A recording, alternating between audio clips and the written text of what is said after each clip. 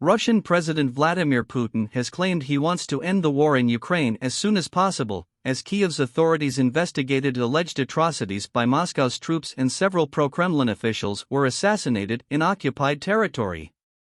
Ukraine consolidated control over swaths of newly liberated territory in the northeastern Kharkiv region on Friday, as heavy fighting continued further south in the Donbas area and Kherson near the Black Sea, and Russian missiles hit sites in several Ukrainian cities, including a dam in Kryvyi Rih that has been struck repeatedly this week.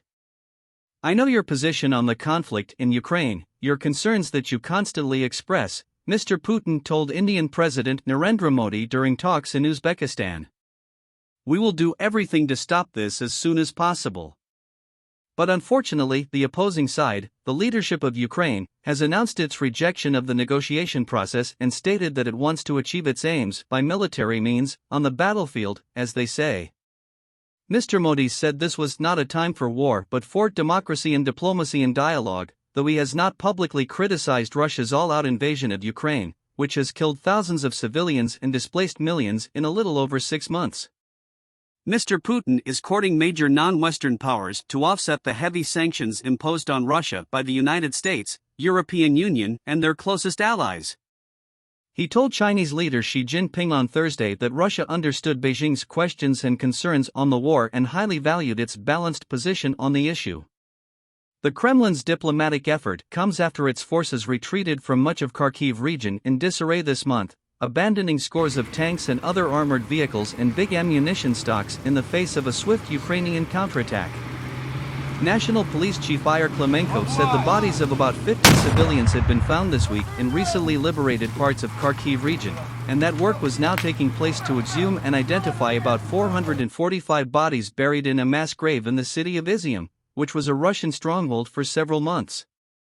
It is not clear whether civilians or soldiers, or both, were buried in the mass grave, and Mr. Klimenko said it was not the work of only a week to establish the nature of physical injuries and causes of death.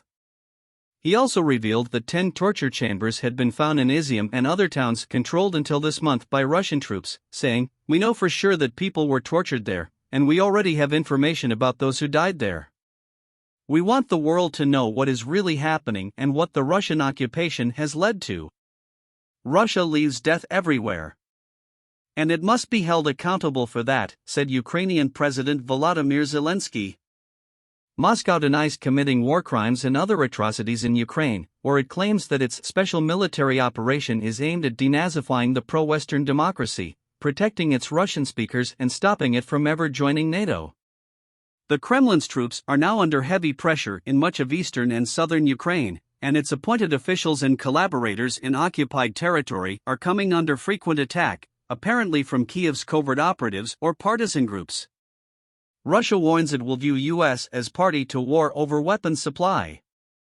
In occupied Luhansk, the chief prosecutor and his deputy were killed by an explosion in his office, and in Russian-controlled Berdyansk, a pro-Moscow official and his wife, who was working on plans for a referendum on joining Russia, were killed in the garage of their home.